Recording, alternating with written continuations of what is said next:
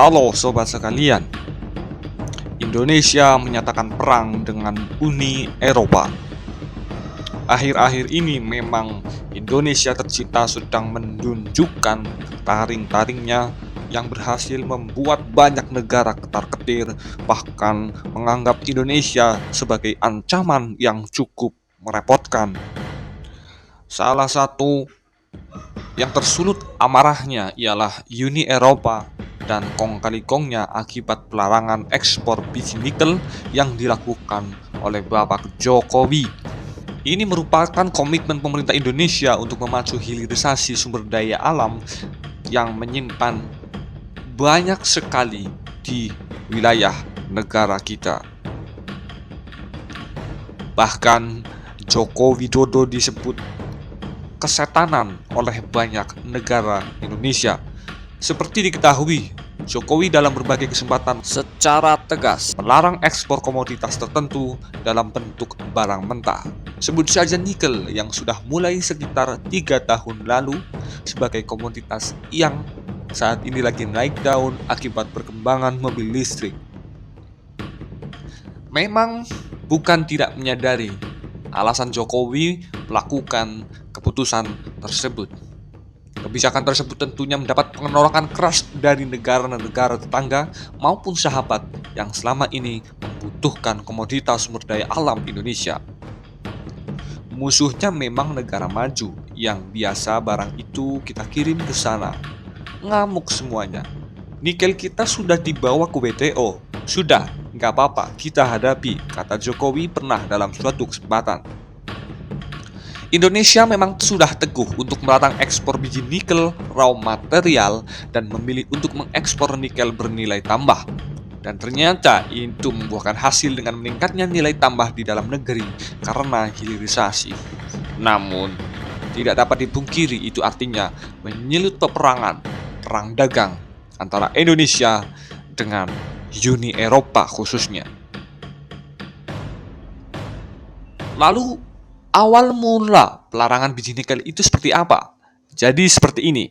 Berawal dari saat Presiden Jokowi menghadiri pertemuan G20 di Roma, Italia akhir tahun lalu.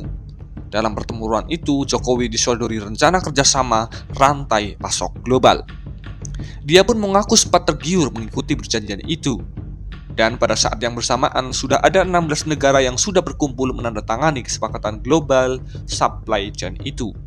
Namun Jokowi lalu berubah pikiran setelah membaca detail rencana kerjasama tersebut. Jokowi memutuskan untuk menarik diri dari perjanjian tersebut. Pasalnya, dalam kesepakatan ada klausul yang mengharuskan Indonesia terus mengekspor bahan mentah. Jokowi mengatakan dibutuhkan keberanian dalam mengambil suatu kebijakan besar, apalagi menurutnya posisi Indonesia dalam hal memiliki peran yang cukup besar dan semakin besar.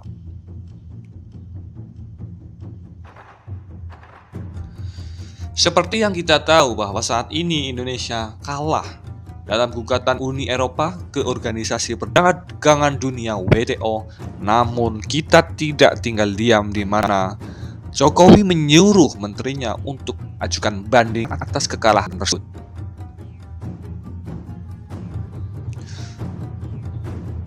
Meski begitu, sistem banding tersebut sangat tergantung pada negara-negara mana yang mau terlibat, negara-negara mana yang mau menjadi petengah, dan negara-negara mana yang tidak mau. Itu ada lobby-lobby politik, lobby-lobby kedekatan dan persahabatan. Itu artinya secara tidak langsung merupakan pemblok-blokan negara dalam beraliansi dan ke depan mungkin sebagai cikal bakal konfrontasi yang lebih besar, bahkan konfrontasi militer. Seperti diketahui, Jokowi memerintahkan para menteri ekonominya untuk melakukan banding hukum atas kekalahan gugatan Uni Eropa di Badan Penyelesaian Sengketa atau Dispute Settlement Body (DSBWTO).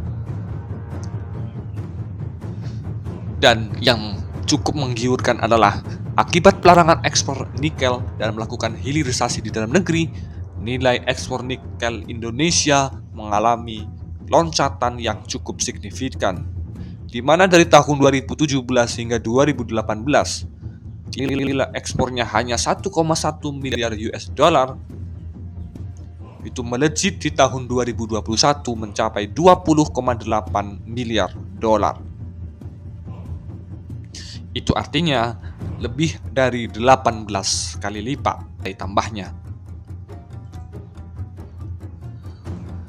Perang dagang yang dilakukan Indonesia dengan Uni Eropa menjadi sorotan banyak negara.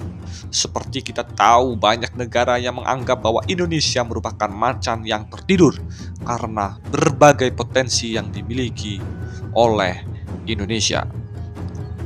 Jadi jangan buang-buang waktu, jangan buang-buang kesempatan, tunjukkan taringmu, dan kita lihat bagaimana negara-negara maju menentang berbagai langkah yang kita lakukan guna mencapai Indonesia Maju 2045. See you next video.